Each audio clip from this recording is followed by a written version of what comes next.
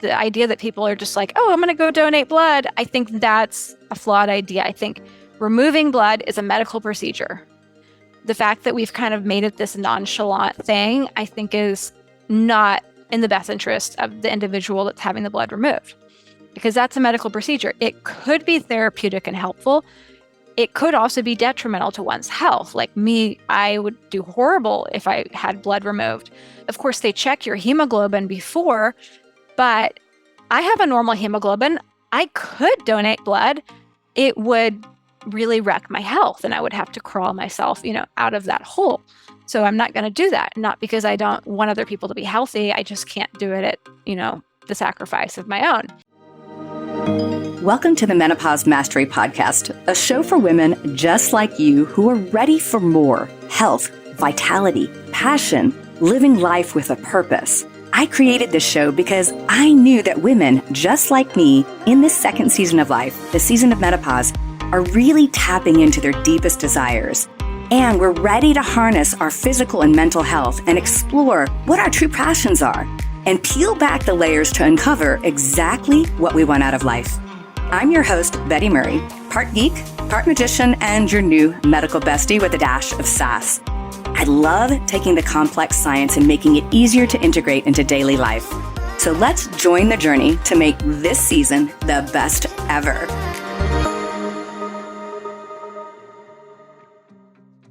Have you been feeling off? You know what? Your hormones might be out of whack. Take my quiz to discover your personalized hormone imbalance and get a free report with your results. Learn what's really going on with your hormones and start feeling like yourself again. Just visit the website quiz.hormoneshelp.com to take the hormone quiz now.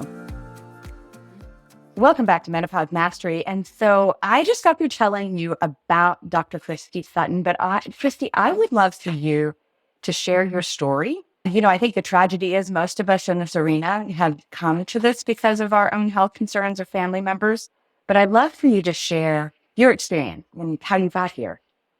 Yeah, so I guess the way that I got to where I am now was a combination of both my own personal health problems plus then my family's health problems.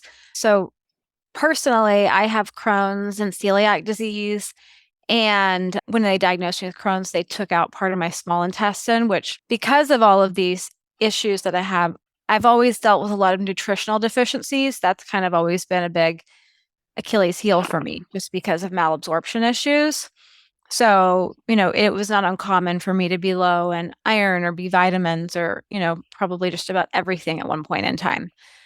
So then once I graduated from chiropractic school and I went out into the clinic, I was very interested in looking at people's labs, including iron-related labs. And that was as much driven by my own personal experiences with nutritional deficiencies and trying to get to the root cause of whatever the problem was. And so I was really looking for low iron issues. I think it's really common as a clinician and a person to kind of look for things that you personally deal with, and sometimes to the fault of like not seeing the other end of the spectrum. So, but when I was looking at iron labs, occasionally people would come up with like a high ferritin or other labs that were related to high iron. And I did what I thought was best for them and what I knew to be best at the time, which was say, hey, you need to donate blood to help lower that iron. And it wasn't until I was writing my first book, The Genetic Testing, Defining Your Path to a Personalized Health Plan, that I discovered that hemochromatosis genes existed and that they caused an increase in iron absorption. And I also discovered, my husband has one of these genes. And that is why I keep telling him he needs to donate blood. And sometimes, he would listen to me and sometimes he wouldn't. But the moral of the story is that because we didn't have the proper diagnosis, he was like most people with undiagnosed hemochromatosis, not really getting managed properly, which meant that it was easy for his iron levels to spike up. And he's always had his primary care doctor who was ordering the labs, and his labs would show high ferritin, often high hemoglobin, high hematocrit, high red blood cells. So, his blood was getting thick as a result of the high iron, which is common. The high ferritin is particularly damaging to the liver. He did have high liver enzymes. His doctor never said anything. And then we decided, it's time to really get to the bottom of this. He wasn't feeling great. So first stop was the gastroenterologist. And this was probably 5 or 6 years ago. And we went to the gastroenterologist and I gave him, all the labs that either his doctor had ordered or I had ordered. And I gave him the genetic report showing the hemochromatosis genes. I was kind of asking, do you think that the high iron could be causing this? And it was basically heard but dismissed. And then the gastroenterologist took the steps to, okay, we're going to do a battery of tests on the liver to see what's going on. And during that battery of tests, my husband was misdiagnosed with autoimmune hepatitis. We went down a rabbit hole there, which would have ended in a much longer, worse place had I not kind of like intervened and added some extra labs just to say, hey, you know what, this is a misdiagnosis. Let's not wait a year on this medication to figure that out. So that's kind of a tangent. And they did the liver ultrasound, said you have mild fatty liver, need to lose some weight. My husband was a little bit overweight. So then liver enzymes keep going up. We now figure out he doesn't have autoimmune hepatitis. Hemoglobin, hematocrit keeps going up. And so we, revisit, is it this iron issue? Gastroenterologist refers us to hematologist. The gastroenterologist thinks, oh, my husband has polycythemia vera, so he refers us to the hematologist. Get to the hematologist, same thing. Give him the labs, give him the genes, and the hematologist is like, oh, this is easy, hereditary hemochromatosis. So we get the diagnosis, we get the treatment plan, remove blood. I'm giving my husband a lot of liver support and things to help kind of accelerate the healing. The liver enzymes come down. A lot of things do improve, but one lab that I had ordered on my husband in this period of time of trying to really figure out what was going on was I ordered a high DHEA, which is, the stress hormone. And occasionally I would get like a cortisol. And my husband would fluctuate from a high DHEA or high cortisol to like a normal one. And of course, we attribute that to stress. And the hematologist thought, oh, this will come down when the iron is corrected because high iron can cause high cortisol, high DHEA, because it's very stressful to the body. The DHEA did not come down. That was the one thing. And so he said, I don't know why this is, but we'll refer you to an endocrinologist. Go to the endocrinologist, and my husband had a pituitary tumor that was secreting ACTH, which was causing him to have high cortisol, high DHEA, which was causing him to, have this extra weight and slowly causing his blood pressure to rise.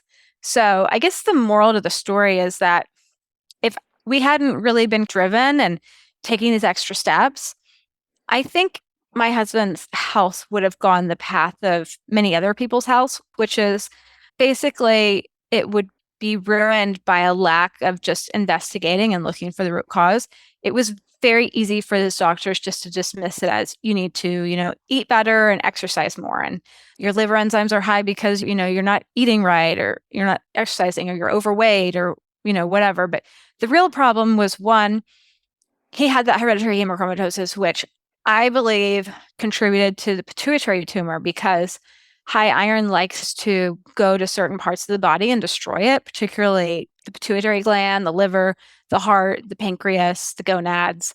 And so it is not uncommon for the pituitary gland to have problems, whether that is a tumor or just your pituitary gland shuts down and that's where you get a lot of infertility, menopause related issues, hormone issues, stunted growth. It just depends on where you are in your life. I think that high iron created more oxidative stress and damage to my husband's pituitary gland, which certainly was not in his favor as far as that tumor. And then getting that tumor properly diagnosed and removed was, I think, crucial to any chance of him having a healthy life.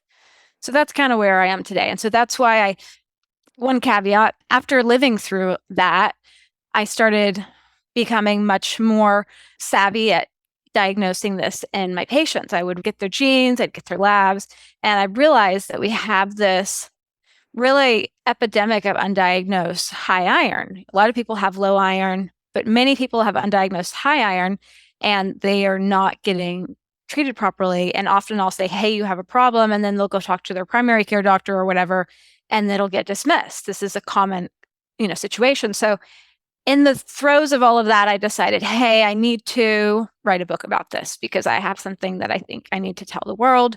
And so that was why I wrote the Iron Curse. Yeah, I think let's unpack it a little bit. So let's talk about, I'm pretty sure my listeners, probably many of them, especially during their fertility years, probably at some point may have been anemic. Right? It's pretty common to be anemic in women. But I think most women think, if they even understand hemochromatosis, they think it's something that happened to men, right?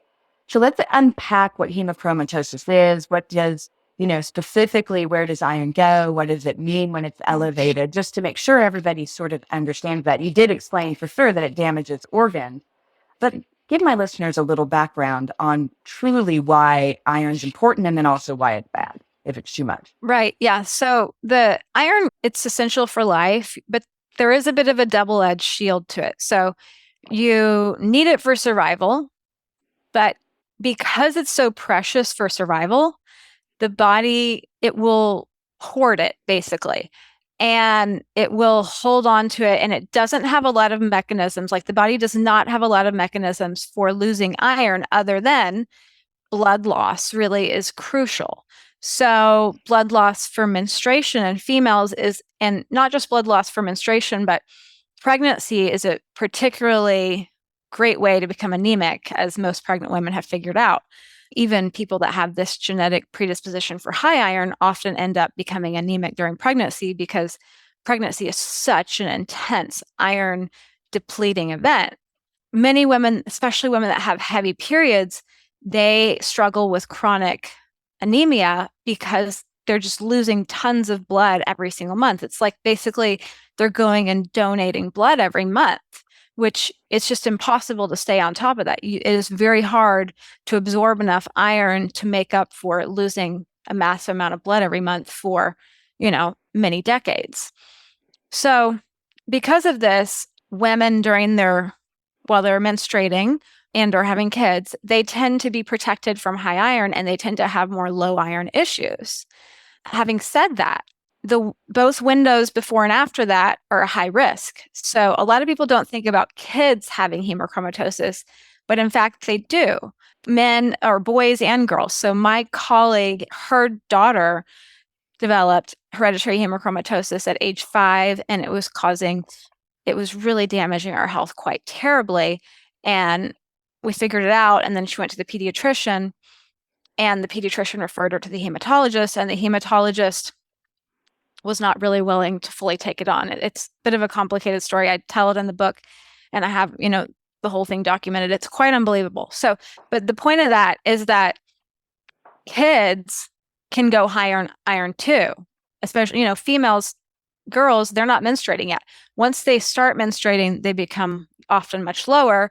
And then postmenopausally, now you're not menstruating anymore. So this is where postmenopausally women tend to be diagnosed more often because now they're basically in the same category as men, which traditionally men tend to be the people at the sex at the highest risk for high iron because what are they not doing? They're not birthing children and they're not menstruating. They're not losing blood like us. Now, a lot of men will become low in iron, and that's usually because of a GI bleed or malabsorption. Those type of things are quite common. A lot of people also become low in iron because they're taking like an acid reducing drug or, there's reasons that men can become low in iron, but statistically speaking, men tend to become higher in iron more than women, especially men that have the hemochromatosis gene, which is, about 30% of the population has one or more of these genes. Having one or more of these genes is an increased risk for having hemochromatosis, which is this disorder where you have too much iron. What does that do to your body? High iron, it basically, your body starts storing it. And because it's so precious, your body is going to store it first in the liver. That's the natural place to store iron. And then it will overflow as the levels become higher and higher. And then it will go out into the body and it will store basically anywhere, but it has a particular affinity for like the heart. So if it goes to the heart, you're going to be more likely to have damage to your blood vessels, heart attack, cardiovascular disease, increased heart rate, decreased heart rate variability, just general stress on your heart, difficulty with exercise, fatigue. If it really gets high in your liver with a high ferritin, then you're looking at high liver enzymes, fatty liver. There's actually a 200 times increased risk for liver cancer with people that have hereditary hemochromatosis, because iron, when it gets in really high levels, is quite toxic to the body. This is like a toxic metal situation when it gets too high. So the iron also likes to go to the pancreas, damaging the pancreas, causing type 1 or type 2 diabetes, insulin resistance. It likes to go, like I said, to the pituitary gland, causing all sorts of hormonal issues, pretty much any hormonal issue, whether it's thyroid, infertility, cortisol issues, all of the hormones that are made from the pituitary gland, they often get out of whack because of the iron damaging the pituitary gland. It likes to go to the ovaries and the testes. So it's not uncommon for men and women to have damage to their ovary and testes because of the high iron getting into those organs. And that'll create like low testosterone, abnormal estrogen, progesterone levels, infertility issues. But once the iron gets high enough, it'll go to any organ in the body. So it'll start depositing in the skin, in the brain. It likes to go to the brain, causing Alzheimer's, Parkinson's, neurodegenerative issues, bipolar, depression is really common. So basically, in some ways, it kind of goes to wherever your Achilles heel is in your body. And it's just one more stress for your body to have to deal with, which unfortunately, it often doesn't get diagnosed, even though it's easy to diagnose and easy to treat and prevent. I agree with you. I think it's very underdiagnosed. And a lot of times, because I work with women that are in perimenopause or menopause, that's where we catch it, right? And it's frustrating. I think I can second your frustration that primary care doesn't know. Hematology will blow it off, obviously. And for anybody that's trying to kind of understand this, the way to think about iron is if I put a piece of iron outside, like today it's raining and it's nasty out, but I let iron sit outside, it's going to get exposed to oxygen and water, both very plentiful in the human body, and it's going to rust. So the rusting process is oxidative. So imagine that you've got deposits of this stuff all over your body, and now your body's rusting at a rapid rate, which is then going to increase your likelihood for kind of all-cause diseases. So let's talk about this. So you talked a little bit about, obviously, finding that's in labs. Are there other outward signals? Like maybe some of my listeners have doctors that don't listen to their patients and don't want to run anything additional. Is there any other signs that they could look at, like their nails, their hair, or other things? Well, the problem with that approach is that you are really far down the disease process before you get diagnosed. And do you really want to wait until your health is ruined to diagnose something that you could have diagnosed decades before and prevented and, increased your longevity and quality of life? So yeah, bronzing of the skin, having diabetes, we're talking about symptoms that a lot of things could cause this other than the bronzing of the skin, which is really a high iron type issue. But, most doctors are not saying, oh, your skin looks bronze, because that's relative. Like they don't know what your skin would normally look like. They probably just think like, oh, that's your natural color.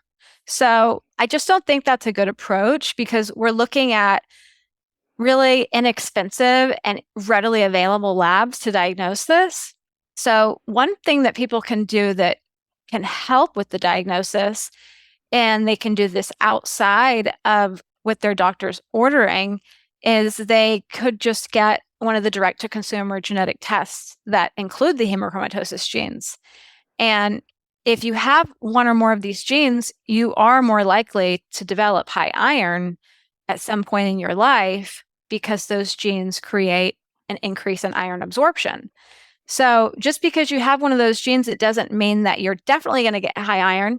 Just like if you don't have one of those genes, you're definitely not going to get high iron. We're just talking about, statistically speaking, you're more likely to develop high iron if you have one of those genes. And that's a very valuable screening tool that one can take that takes them outside of the typical medical paradigm. But basically, I think honestly, everybody should get a full iron panel included with their annual blood work, because we're not talking about really expensive exotic labs here. Okay. It's mind blowing to me. Sometimes patients will come in and they'll have these really exotic kind of labs, but not an iron panel. And I'm just like, what are they thinking here? This is basic. We need to cover our basic steps before we get to the really exotic stuff, or at least include it while you're looking for the more complicated stuff. But yeah, ultimately, I think everybody needs to be prepared to ask their doctor, can you order these labs for me? Also be prepared for their doctor to dismiss it and maybe not order it, or order it and then don't report on it. That's a really common thing. Like the doctor won't say anything about their ferritin or iron levels being out of range. Or if you bring it up with them, they often, I think out of ignorance, will kind of dismiss it. And especially with the genes, a lot of doctors believe that you have to have 2 hemochromatosis genes to have hereditary hemochromatosis. And there's this term where they like to call people that have 1 gene a carrier, quote unquote, which is actually a total misuse of that term. Because to be a carrier, that means that you have a gene, but you're not going to get the disease. You could just pass that gene on to your child. With hemochromatosis, this is really as much an environmental driven disease as a genetic. With hemochromatosis, you can definitely develop hemochromatosis with 1 gene. So there's a lot of people that are being told, oh, you're okay, you only have 1 gene. And then it's this huge missed opportunity to not just protect their health, but the health of their family, because this is genetic. So if you find out you have this gene, everybody in your family needs to be screened. Hey there, are you over 40 and finding that a good night's sleep feels like a distant dream? Have no fear, I have cracked the code. I am offering a free ebook, A Woman's Guide to Kick-Ass Sleep, with insights tailored just for you. So, if you're ready to dive into the secrets of sound sleep after 40 and wake up refreshed, zip over to sleep.hormoneshelp.com and snag that ebook. Your dreamy sleep awaits. So let's talk about, so obviously they want to have their iron tested, and you talked about ferritin. So iron is the transport of iron in the bloodstream. Ferritin is the storage mechanism for iron in tissues. What are the other labs that they should ask for? Or everybody knows that listens to Menopause Mastery, I am a test, don't guess person. You know, if your doctor won't run it, you could go to, in many states, not all states, but many states, you can order these on yourself, and they're dollars. I mean, they're so inexpensive. But tell them what the other tests are. What are the things they should know? Yeah. So the most basic labs that everybody needs to be getting to rule out this condition is they need to get a CBC, which most doctors order, but CBC, really inexpensive. That's going to include your hemoglobin, hematocrit, red blood cells, which often get high when you have high iron. Not always. They can be low. That's not really the diagnostic part. That's just an important piece of the puzzle. The more diagnostic part of the labs is the iron panel, which includes the ferritin, which is the stored iron, although ferritin can get high under conditions of just inflammation, which is a separate issue that needs to be properly diagnosed. But high ferritin is a really serious issue that high iron causes.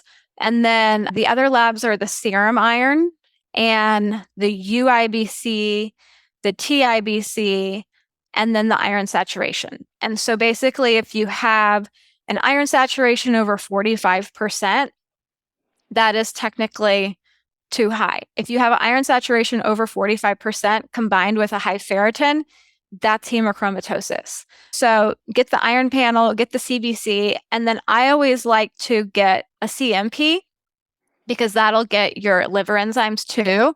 And really, if you have high iron, you really need to know what's going on with the liver, because the liver is definitely in danger with high iron. Yeah, now you talked a little bit about this with your husband. So obviously, if your red blood cell gets higher, red count gets higher, they're circulating in the bloodstream, it makes the blood thicker, right? We don't want really thick blood because it's got to pump through. It's kind of like having thick water. It's going to eventually blow the hose, right? We don't want to blow our arteries or our veins. So let's talk about, what are the big risks with that? Obviously, cardiovascular risk, because you've got a lot of things going on there. Yeah, this is a serious issue and very common. So You'll see a lot of high red blood cells, high hemoglobin, high hematocrit in people with hemochromatosis. Not everybody, but it is not uncommon. And what it is, the blood is another place to store iron. So a lot of these people, because they're so good at absorbing iron, their body will find ways to store it. And the blood is a really efficient way to store iron. So the issue is that when you get more hemoglobin and red blood cells in your blood, it's more likely to like clog the drain because there's just, it's like too much toilet paper. It's going to clog the drain. You just get too much in there and it's going to start causing problems. And what I see a lot of is my husband wasn't taking testosterone. He actually had low testosterone from high iron. He just had high hemoglobin, high red blood cells because that's one way that his body deals with the high iron. But what I see a lot of is people that they have low testosterone, either because of high iron or for another reason. And then they take testosterone, which increases iron absorption and increases red blood cells and hematocrit. And then they develop either thick blood, high red blood cells, hematocrit, hemoglobin, or just high iron. And it's unfortunate because sometimes they're given testosterone and they're not really being managed like they should. So there's a little bit of like a chicken and the egg here going on. High iron causes low testosterone. People are given testosterone instead of having the underlying problem fixed. And then their blood gets extra thick. And often that is not corrected. The best way to correct that, if you can, is just have blood removed. But yeah, the thickening of the blood is serious. This is, going to increase your risk for a clot, and particularly dangerous, in today's world with all of the other heart risk factors out there. So it's just something that is easy to screen for, diagnose, and treat, but often goes undiagnosed and treated. Absolutely. I mean, I think, you and I both live in the same area. And there was an explosion several years back of these like low T centers, that were, I'm sorry, there was a brand, so it wasn't necessarily this brand, but they were clinics popping up everywhere that were basically just like, hey, we'll give testosterone to anybody.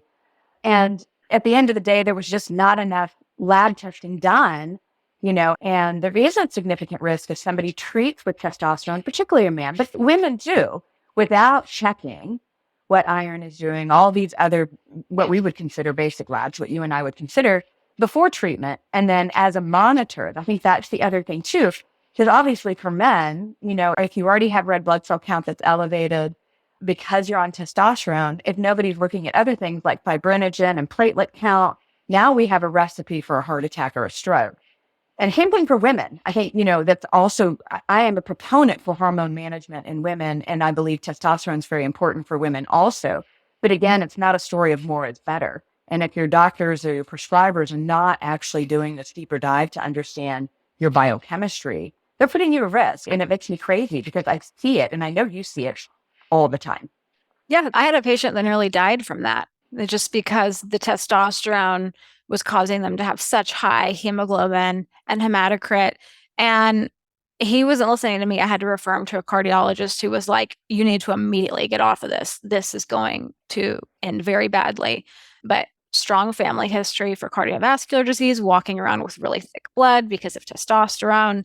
And it's just, I don't know how they get away with it, honestly, but it's scary. It's scary what, the lay person can walk into because there's so much really poor quality healthcare. I wouldn't even call it healthcare out there. And you really have to buyer beware and arm yourself and have the right questions and, get a second opinion. And so that's part of why I wrote the Iron Curse in it. There's just like a huge amount of information in there because really, I think ultimately people need to, regardless of their income level, have the ability to learn how to take care of their health and ask the right questions. It's just easier when you have a guide like yourself to kind of push you through, take you to the front of the line.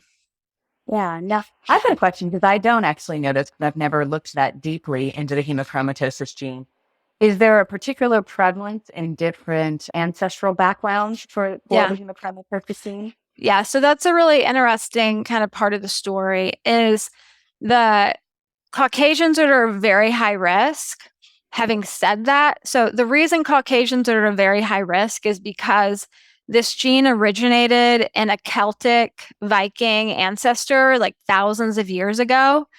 And it really was an evolutionary protective mechanism against iron deficient anemia because throughout history, the gauntlets of dying from low iron are very common. So whether it's loss of blood from pregnancy, loss of blood from being wounded, loss of blood from malnourishment, this gene really does help, especially in a low iron environment, which historically, especially in, northern Scandinavian area, low iron environment, especially in the colder months, then you're going to be at a higher risk for low iron. So this gene helps increase iron absorption, which helped them survive. So because of that, those Viking Celtic ancestors went all throughout Europe, Northern Europe especially, and they, had babies, and that gene, really has now traveled throughout the whole world. Not as much in Asia, but it's not uncommon for me to see this in, Hispanics and, because Caucasians have now, interbred throughout the whole world, basically. So, however, the United Kingdom has a particularly high rate. So Ireland is actually the highest, but all of the United Kingdom countries are very high risk. So the reason Ireland is the highest is because one, that gene was brought there by that Celtic Viking ancestor early on. But then what happened was the Irish potato famine occurred. And because that famine occurred, the people who had that gene were less likely to die. It was a very low iron environment, that famine. A lot of people died of malnourishment. It was a very dark period of history in Ireland. However, the people who had this gene where they were more likely to have iron, absorb iron, they were more likely to survive because they had the energy to, do the work to find food. And the other end of that, once that bottleneck was over and the famine was over, you got a higher percentage of people with these hemochromatosis genes, and then they had kids, and now you have kids that have two of these hemochromatosis genes, which is an even higher risk. One is a high risk, two is a higher risk. So basically now, this is why it's sometimes called the Irish curse. You have over 60% of the population with one of these genes, and a very large percent of the population that has two of the highest risk genes. So these are very high risk people. Now, having said that, there's a lot of people with Irish heritage in America. So you don't have to live in Ireland to be at a high risk. There's a lot of Irish Americans or people throughout the world that are at a high risk for having that gene. Irish on both sides, so for Yeah. sure. So it is very prevalent. And even if you're of a different ethnic background, we did Europeans, I'm saying we, because our ancestors colonized and, slave traded and everything else, where we spread our gene pool everywhere, which is why we even see celiac in kind of non-Caucasian population at a higher prevalence than what was once assumed. Tell my listeners, so if they need to get tested, need to get the gene tested, need to have an anemia panel done at least once a year, right? Because it could shift. It could definitely shift over time. Once they've done that, maybe they've identified it. Obviously, you talked a little bit about, you got to lose some blood volume. What's the generalized treatment there? What would you recommend? Well, that's a really good question. And there's not really a one size fits all solution. Everybody's unique. So if you go to a hematologist and they diagnose you, then if you can have blood removed, that is going to be the way that they lower your iron, just with blood removal. Now, not everybody with high iron can have blood removed. People with serious like at risk for acute cardiovascular failure, that can actually be a risk for them just to lose that blood volume. People that have low red blood cells, low hemoglobin, they cannot have blood removed because they are anemic but have high iron. So when you're anemic by having low red blood cells, low hemoglobin, with high iron, that's called iron loading anemia. And so that's a more complicated situation because you're really high in iron and removing blood would help to lower that iron, but you can't do that because if you remove blood, now you're going to become even more anemic by being low in red blood cells and hemoglobin. So if you go to hematologists, they'd probably give you a prescription. What I think people should consider doing is I have 5 steps in the Iron Curse protocols. And if you can't do the first step, which is blood removal, which really needs to be, if you're going to be having a lot of blood removed because you have hemochromatosis, like you need to have a doctor that's helping you with this to make sure it's at the right rate and quantity and everything. But there's also diet, lifestyle, and nutrition protocols. And there are some really good supplements that help to lower iron. They combine with the iron to decrease iron absorption, or they just decrease iron absorption. And then if you have really high iron, then you can do things like decrease consumption of red meat or shellfish, which are the highest iron foods that are really absorbable. So spinach has iron in it, but it's not absorbable iron. It's non-heme iron. So this is why vegans, vegetarians tend to be at a much, I'm not saying be a vegan or vegetarian. I'm just saying vegans and vegetarians tend to be at a lower risk for high iron because, they're consuming all this non-absorbable iron. Whereas people that eat a lot of red meat, shellfish, they're at a higher risk for high iron because they are consuming all of this iron, really absorbable iron. This is also why people like me being anemic, I really have to eat a good amount of red meat to feel good and be healthy. And like a lot of other people, they feel much better on that type of a diet. So, everybody's different. So diet is, of course, a part of it, but this also doing things like drinking tea or coffee with a meal that has iron can decrease iron absorption. That's also one reason that it's thought that the hemochromatosis gene has done so well in places like Ireland because they drink a lot of tea, which kind of helps them not become high as fast. So between, blood removal at the right pace and which really can only be guided by labs, the idea that people are just like, oh, I'm going to go donate blood. I think that's a flawed idea. I think removing blood is a medical procedure. The fact that we've kind of made it this nonchalant thing, I think is not in the best interest of the individual that's having the blood removed, because that's a medical procedure. It could be therapeutic and helpful. It could also be detrimental to one's health. Like me, I would do horrible if I had blood removed. Of course, they check your hemoglobin before, but I have a normal hemoglobin. I could donate blood. It would really wreck my health and I would have to crawl myself, out of that hole. So I'm not going to do that. Not because I don't want other people to be healthy. I just can't do it at, the sacrifice of my own. So, removal blood really needs to be done based on the labs. You need a full iron panel, CBC, before you have blood removed, basically. And then look at the lifestyle. There's tons of different things you can do as far as diet. And then the supplements, some of the supplements like curcumin is that's probably my favorite. There's a number I talk about, but curcumin's my favorite because curcumin protects a lot of the different organs that are damaged by high iron, like the liver and the brain and the pancreas and the gonads, and it's anti-inflammatory, but it's a great way to help decrease iron and decrease inflammation. So if somebody has a high ferritin and you're not exactly sure if it's because of iron or inflammation, curcumin can be a nice place to start because that ferritin should go lower with a therapeutic amount of ferritin. That might not be the whole story. You need obviously to look deeper and figure it out, but that's a great place to start for a lot of people if they just kind of need to get that ferritin lower while working on the next step. Because there is a lag time between getting somebody saying you have a problem and actually getting treated. So if I diagnose somebody with hereditary hemochromatosis and refer them to a hematologist, it is often a huge lag time before they get in and get treated.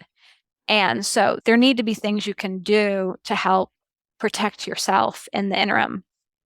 Yeah, no, I agree completely. Yeah. I mean, we already have, kind of an epidemic of, physician shortages. And then I would say from a functional side, obviously there's just not enough of us, but just to get checked out in an acute situation is almost impossible today. So, you might be months before you see a hematologist, where you could take some proactive steps and obviously read Dr. Christy's and, learn about how to take care of yourself, even if you're under treatment, right? And I think especially for women, and especially if you're in that perimenopause, menopausal, world, it's good you have to know this. You got to know it. Like I said, I find it often, and the women look at me like flabbergasted. Like, what are you talking about? I'm like, well, you had some hidden protection, for decades, and now it's gone, and now we can see it. So I think it's so very important. So tell my listeners, you've got some books out there, obviously the Iron Curse. Tell them, you've got a course coming up, and then you have another one coming in May that I think is going to be super valuable.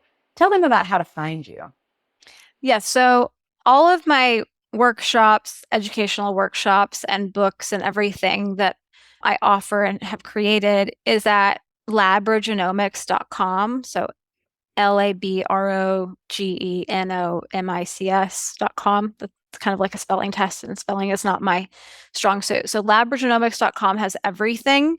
And then if you're just interested in, this iron issue and the workshop, which I have coming up, which is a video workshop that it's a lot of information in the book. It's valuable information, and I think everybody needs it, but it's a lot. And to help digest it and assimilate it and kind of create an actionable plan, that workshop helps because we get to have live Q&As at the end of it and really kind of talk about things. So that Iron Curse workshop and the book are at ironcurse.com. And then the cardiovascular workshop is at heartcurse.com.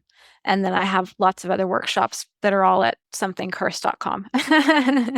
But you can find all of those at labrogenomics.com.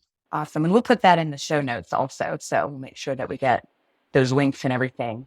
So thank you so much. Thank you. I think you're exposing something that I would bet most women are like, that's not me beforehand. But hopefully now they've got an idea that maybe something is going on. Well, yeah, because they might have been told, your problem is anemia. And it was anemia, but now they're in a different stage of their life. Right. And I think that if you don't get the full picture, you can't see it. Just an iron level or just a hemoglobin and hematocrit is not adequate at all. Yeah. Well, Dr. Christy, it was so good talking to you and having you. Thank you. I appreciate it. Thank you for everything you do. Yeah, thank you. Thank you, everybody, for listening to Menopause Mastery. If you found this to be an awesome episode, please do two things. Subscribe and make sure you don't miss the next one. And then drop us a review because I love hearing from you. Thank you for listening, and we'll be back next week. Thank you so much for tuning in to the Menopause Mastery podcast. You are why I'm here, and I am so very grateful. Hit subscribe so you don't miss any wisdom on creating the most exceptional life on our terms. If this episode has helped you in any way, please share it with a friend to spread the love, and together we rise. You can follow me on social media at Betty Murray, PhD, and you can reach me online at bettymurray.com.